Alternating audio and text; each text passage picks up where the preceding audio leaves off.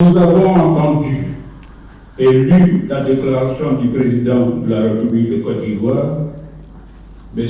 Alassane Ouattara, relativement à sa volonté affirmée de modifier la constitution ivoirienne adoptée au référendum du 8 novembre 2016. Une telle déclaration publique de la part du chef de l'État, garant de la Constitution, de son bon fonctionnement, de sa stabilité et sa durée, ne laisse guère de surprendre autant qu'elle intrigue. On ne peut manquer de s'en étonner, voire s'indigner et s'en inquiéter dans ce contexte d'une année électorale constitutionnelle ouverte, des candidatures déclarées, source de tensions politiques déjà perceptibles. Face à cette déclaration, la conférence des présidents de la CDRP, réunie le 10 janvier 2020 sous la présidence de M. Ouattara Nyonzié, président du RPP, assurant l'intérim du président Konan Bédié, président du PDCI-RDA, président de la conférence des présidents de la CDRP, s'interroge comment et pourquoi cette déclaration insolite à tous égards. Quel en est le sens? Quelle est l'opportunité et quelle en est la portée? Le sens.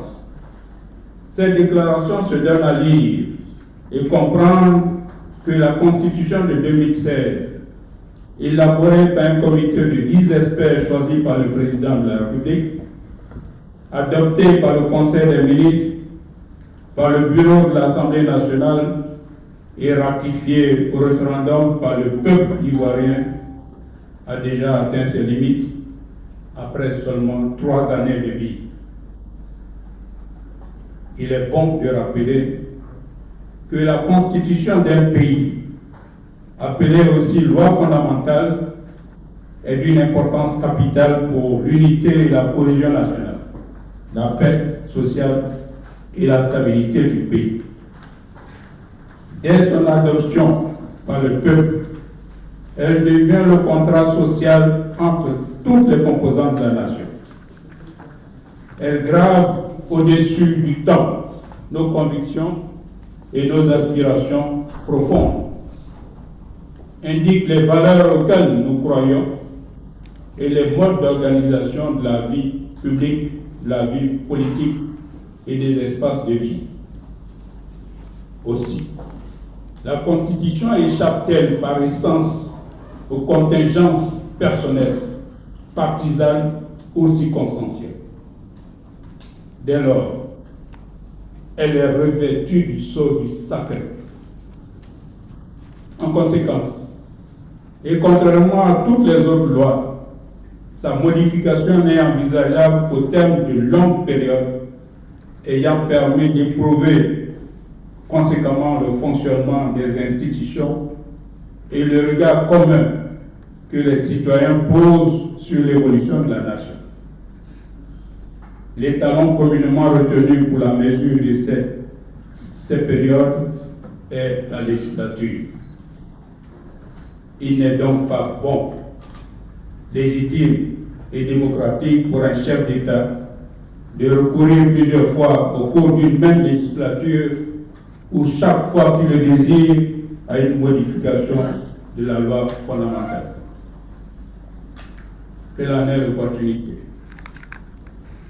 L'opportunité de cette volonté de modification de la Constitution au cours de cette année électorale et les procédures d'urgence annoncées pour son adoption portent gravement atteinte aux principes démocratiques les plus élémentaires.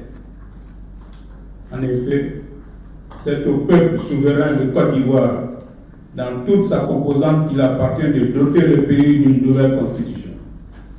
Certes, la complexité de la vie des nations peut entraîner, dans certaines situations, des modifications constitutionnelles par voie parlementaire parce que plus rapide. Mais le recours à la voie parlementaire ne peut être justifié que pour des situations d'exception. Or, pour l'heure, le pays n'est pas en guerre. Rien ne peut donc justifier aujourd'hui qu'il soit fait recours au Parlement pour modifier la Constitution. Quelle en est la portée? À l'occasion de sa déclaration de modification de la Constitution, le président Ouattara a gardé un silence étonnant sur les vœux d'un troisième mandat émis par certaines chefferies traditionnelles et certains de ses collaborateurs. À la vérité, un troisième mandat n'est guère envisageable au regard des articles 55 et 183 de la Constitution actuelle. En proposant une nouvelle Constitution, le président de la République veut s'offrir la possibilité de recourir à l'argument facile et fallacieux de pouvoir se représenter à la prochaine élection présidentielle en arguant que toute nouvelle constitution qui génère une nouvelle république remet tous les candidats à égalité.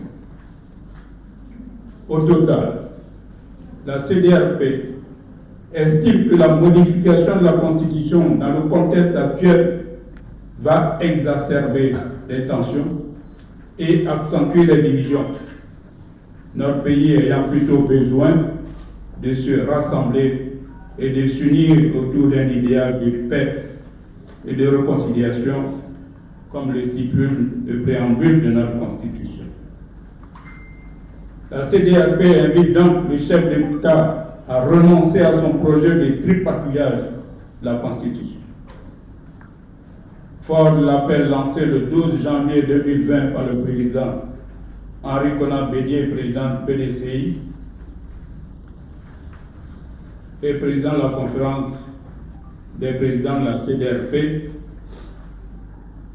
demandant aux militants et à l'ensemble des Ivoiriens, et je cite, « Opposez-vous à toute modification de la Constitution en vigueur ». Fin de citation. La CDRP, dis-je, réaffirme sa détermination à lutter par tous les moyens pacifiques et légaux pour la restauration de la démocratie et l'état de droit. La CDRP informe l'opinion nationale et internationale qu'elle utilisera toutes les dispositions légales pour s'opposer à ce projet unique de modification de la Constitution de notre pays au cours de cette année électorale par le pouvoir HDP unifié. Fait à Abidjan le 21 janvier 2020, pour la conférence des présidents de la CDRP, le porte-parole, Dr Aïdi Akadaniel, président du Parti ivoirien des travailleurs.